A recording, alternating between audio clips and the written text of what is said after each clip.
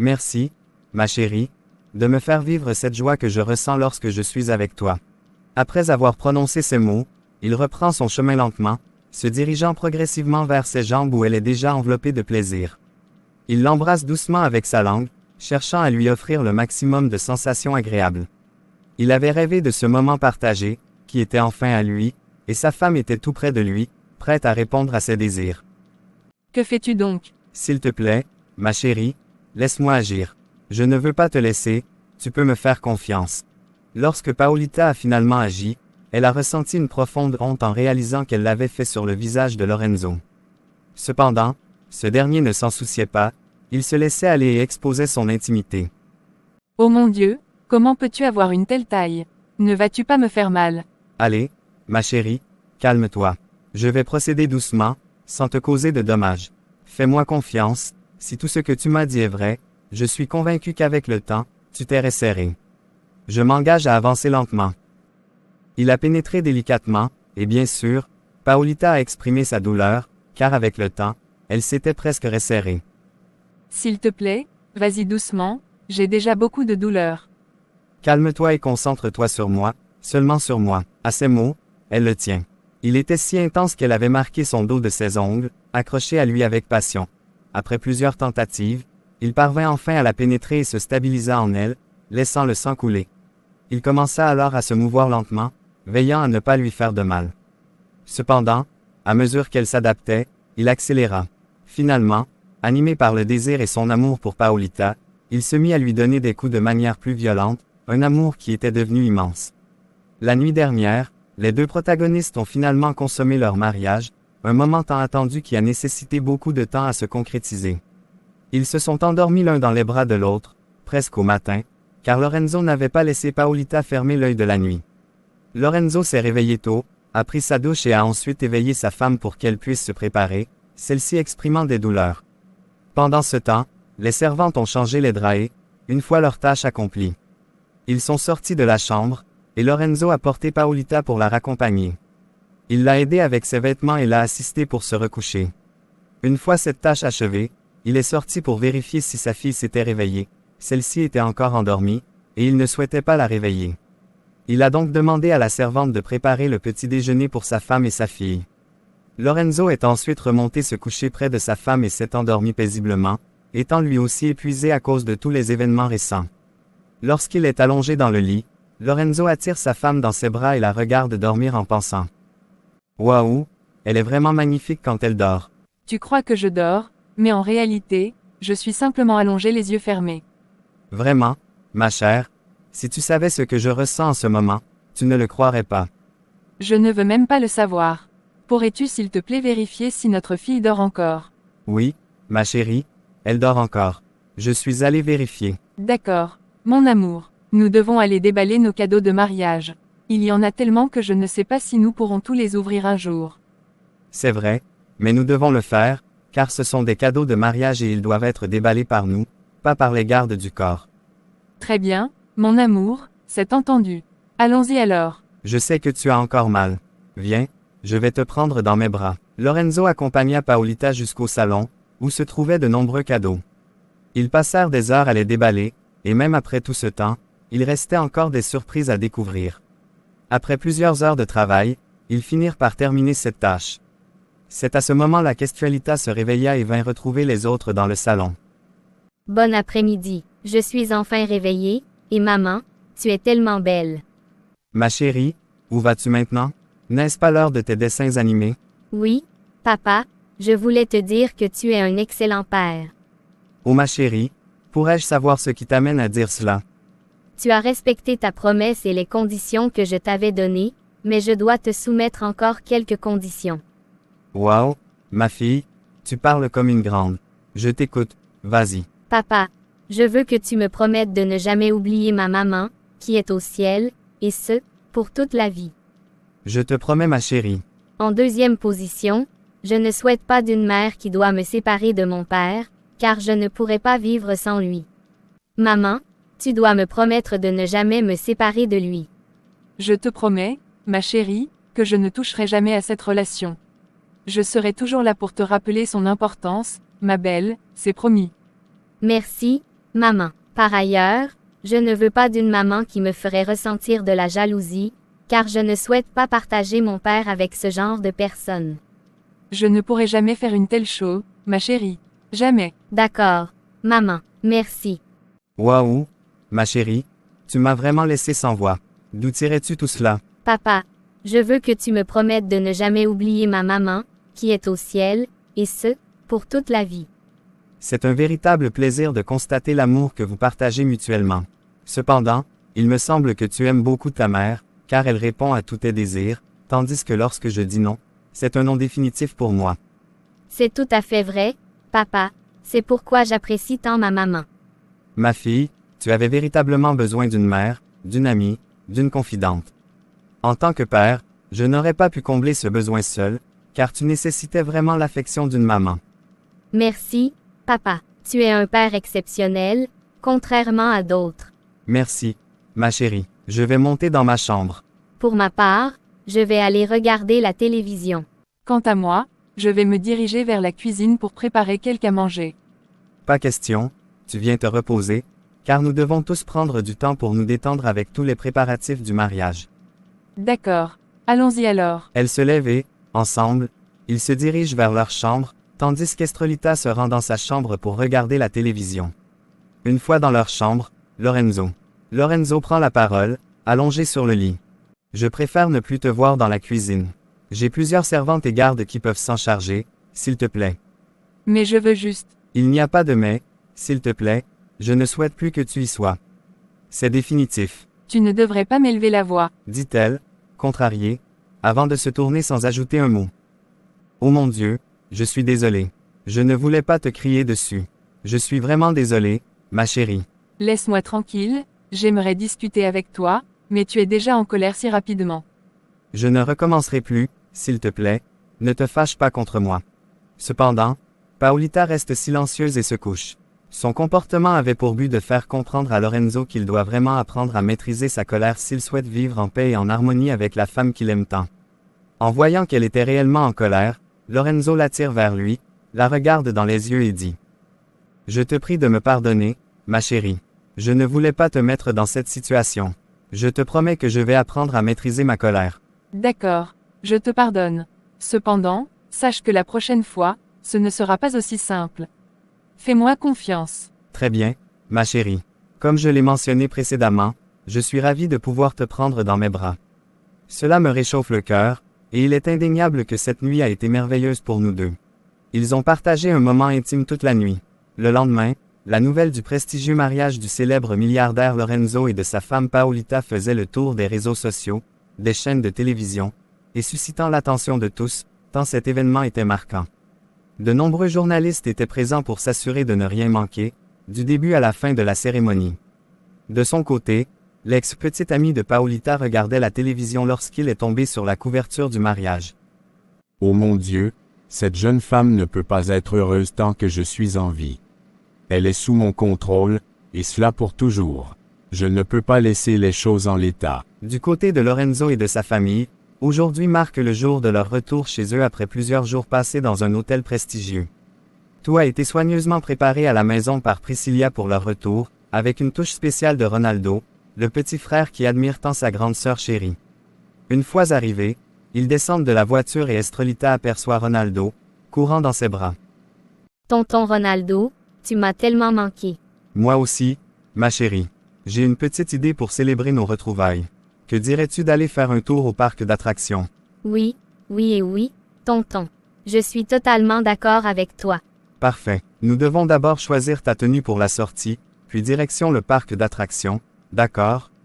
D'accord, tonton. Je dois en informer papa et je te rejoins ensuite. Pas de souci, princesse. Elle montre retrouver ses parents qui étaient déjà dans leur chambre. Après le départ d'Estrolita, Priscilla s'approche de Ronaldo et prend la parole. Bonsoir, comment vas-tu? Bonsoir. Je vais bien, merci. Depuis le mariage, j'essaie de te parler et tu ne me consacres même pas 39 minutes. S'il te plaît, pouvons-nous discuter? Si je ne me trompe pas, nous sommes déjà en train de discuter. Si tu le souhaites, n'hésite pas à faire le rapprochement. Je dois accompagner Estrolita au parc d'attractions. Oh, s'il te plaît, puis-je venir avec vous? Lorsqu'elle sera là, Tu pourras lui demander son avis, car de mon côté, je ne vois aucun inconvénient. Un moment plus tard, Estrelita descend les escaliers, vêtue d'une longue robe blanchée, telle une enfant joyeuse, elle court dans les bras de Ronaldo.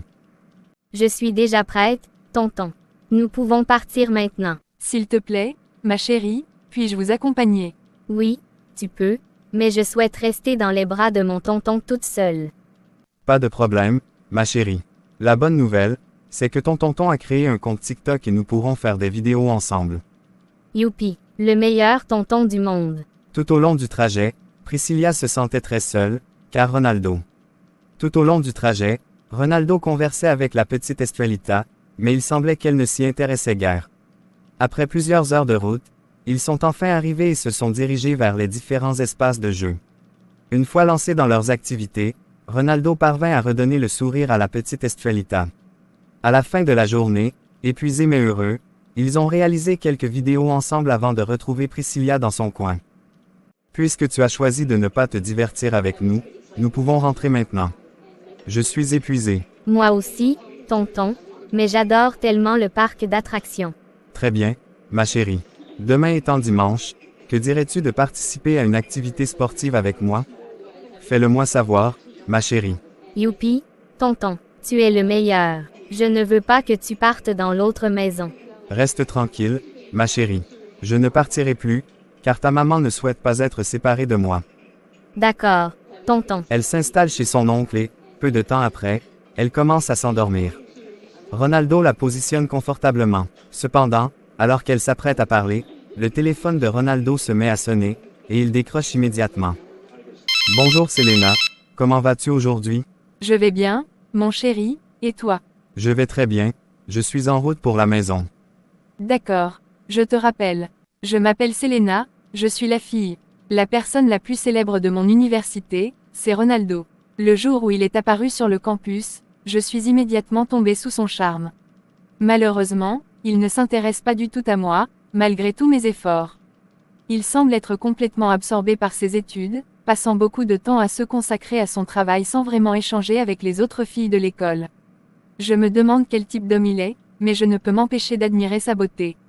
Sa coiffure attachée lui confère une élégance supplémentaire. Mes pensées ne cessent de se tourner vers lui. Après plusieurs heures de route, ils sont enfin arrivés à la maison. Une fois à l'intérieur, Ronaldo a pris soin de mettre la petite Estrelita dans sa chambre, car elle était profondément endormie. Après cela, il s'est dirigé vers sa propre chambre. Priscilla, quant à elle, est également montée dans sa chambre, où elle était folle de rage. Je me demande ce que je vais bien pouvoir dire à cet imbécile arrogant. Je me demande ce que je lui trouve. J'aimerais pouvoir lui parler, mais il ne me laisse pas en paix, il est coincé dans ma tête. Après avoir manifesté des crises de colère pendant quelques minutes, elle reprend ses esprits et se dirige vers la douche avant de se coucher.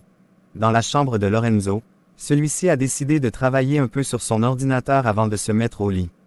Il était déjà 22 heures lorsque Paolita s'exprime. Allons, chérie, il se fait déjà tard. S'il te plaît, viens te reposer, tu pourras continuer demain. Encore 30 minutes, s'il te plaît, et je te rejoins. Non, il se fait vraiment tard. Allez, obéis. Très bien, ma chérie, je suis à ton service. Il abandonne alors toutes les tâches qu'il avait à accomplir et rejoint sa femme sur le lit pour dormir, car il se faisait tard. Une fois installé, il l'attire contre lui et dit « J'ai tellement envie d'avoir un enfant, surtout un grand garçon. » Ne pense même pas à cela, car moi, je souhaite d'abord avoir une fille. Ensuite, tu pourras avoir ton garçon, tout simplement. Nous devrions poser la question à Estrelita demain, et je suis sûr qu'elle sera d'accord. Après avoir prononcé ces mots, il embrassa sa femme, qui commençait déjà à s'endormir, puis laissa le sommeil l'envahir peu après. Ils passèrent ainsi une très belle nuit. Très tôt le matin, Paolita se leva et se dirigea vers la cuisine pour préparer le petit déjeuner de son mari et des autres membres de la famille. Un peu plus tard, elle remonta pour réveiller Lorenzo. Bonjour, mon chéri, réveille-toi, il fait déjà jour. S'il te plaît, laisse-moi dormir, je ne me sens pas bien. Pourrais-je savoir ce qui préoccupe notre bébé, s'il te plaît? Tu me manques tellement, j'éprouve un profond désir d'être près de toi. Je suis ici, à tes côtés, je ne vais nulle part. Sans un mot, Lorenzo l'attire contre lui, désireux de l'embrasser, mais elle l'arrête. Tout d'abord, prenons une douche, car ta mère devrait nous appeler d'un moment à l'autre, comme elle l'a mentionné hier soir. D'accord. Mais j'éprouve un fort désir d'intimité avec toi. À ces mots, Paolita ne réplique rien et se dirige simplement vers la douche, suivie de son mari. Une fois sous la douche, lorsque celle-ci retire ses vêtements, Lorenzo, ne pouvant plus patienter, s'approche d'elle pour commencer à l'embrasser avec une passion dévorante. Après cet instant, ils ont fini par faire l'amour sous la douche. Par la suite, ils ont pris un bain, puis sont sortis de la douche. Une fois habillée, Paolita se rend dans la chambre d'Estrelita. Une fois arrivée, Estrelita était encore au lit. Bonjour, maman. Bonjour, ma fille. Aujourd'hui, c'est dimanche, et nous devons aller faire du sport. Allez, mets ta tenue, nous devons rejoindre papa, d'accord. D'accord. Maman, c'est compris. Mais Ronaldo sera également avec nous. Oui, ma chérie, dites-moi, où étais-tu hier avec ton tonton? Nous sommes allés au parc d'attractions et nous avons mangé une délicieuse glace par la suite. Très bien, ma fille, allons-y. Ils ont quitté la maison pour rejoindre les autres et ont passé plusieurs heures à jouer ensemble. Dans un lieu de stationnement, de magnifiques avions étaient présents lorsque l'on a vu descendre une femme d'une grande beauté, au teint clair. Cette femme, qui revenait en Espagne après un long voyage, n'était autre que Mariama, une amie d'enfance de Lorenzo. Elle avait vécu à l'étranger pendant de nombreuses années et était enfin de retour en Espagne. Depuis leur enfance, elle avait toujours ressenti des sentiments profonds pour lui.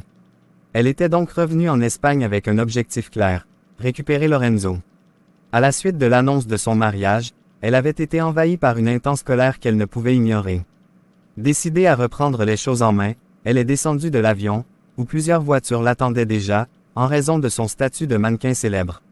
Elle a ensuite pris place dans son véhicule pour se diriger vers l'hôtel, ayant déjà en tête un plan bien établi qu'elle n'avait nullement l'intention de modifier. Elle entre chez elle, s'installe tranquillement dans sa maison et décide de prendre une douche. De son côté, Lorenzo célèbre aujourd'hui un mois de bonheur aux côtés de sa femme et de sa. Maman, réveille-toi s'il te plaît. Après avoir appelé 2 fois, Paolita se réveille immédiatement. Bonjour mon enfant, que se passe-t-il? S'il te plaît, pouvons-nous organiser un jeu avec papa? Cela lui permettra de ne pas aller travailler aujourd'hui. D'accord. Ma fille, je t'écoute, quel est ce jeu? C'est très simple, nous devons juste lui appliquer du maquillage et lui changer ses vêtements tout doucement pendant qu'il dort. Très bien, ma chérie. Si cela peut lui permettre de passer la journée avec nous à la maison, je suis partante. Allons-y, apporte-moi ma trousse de maquillage. D'accord. Maman, c'est pour cela que je t'aime tant. Je t'aime aussi, ma fille. Allons-y rapidement afin de terminer vite pour éviter d'être en danger dans cette maison. Je ne vais même pas poser la question, car je connais déjà la réponse. Cela fait maintenant 1 mois que tu passes beaucoup de temps au bureau. Tu ne restes plus à la maison et tu ne joues plus avec moi. Je n'ai plus envie de te parler. Allez, tu sais que tu es ma première femme et je n'aime pas te voir en colère contre moi. Je vais passer cette journée avec toi. Et pour ma part, s'il te plaît, j'aimerais que tu prépares le repas pour moi aujourd'hui. D'accord, ma chérie. Laisse-moi d'abord me doucher et je vous rejoins ensuite. Lorenzo entre dans la douche. Cependant, une fois sous la douche, peu importe la manière dont il se nettoie le visage, le maquillage reste intact. Il sort ensuite pour retrouver sa femme, qui était seule dans la chambre en train de ranger. Il s'approche d'elle par derrière et l'attire contre lui. Tu sais que ça a été une mauvaise idée de me laisser à la maison, car j'ai trop envie de ton corps. Je ne l'ai pas touché depuis plusieurs jours. Il ne la laisse pas répondre, capture ses lèvres et la fait asseoir dans la douche. Là-bas, ils font l'amour et Lorenzo jouit en Paolita avant de s'effondrer juste près d'elle. Après un peu de repos, ils prennent leur bain et sortent de la douche. Après avoir revêtu leurs vêtements, le téléphone de Lorenzo se mit à sonner. C'était sa mère. Lorenzo. Bonjour maman, comment vas-tu aujourd'hui? Bonjour maman, comment tu vas? Je vais bien, mon fils. Et ta femme, ainsi que ta petite fille. Tout le monde se porte bien. Je suis d'ailleurs tout près de ta chère petite fille. Après avoir prononcé ces mots, il se retourna et fut choqué de découvrir Paolita dans ses vêtements. Je ne comprends pas pourquoi tu portes mes vêtements, et en plus, mes préférés.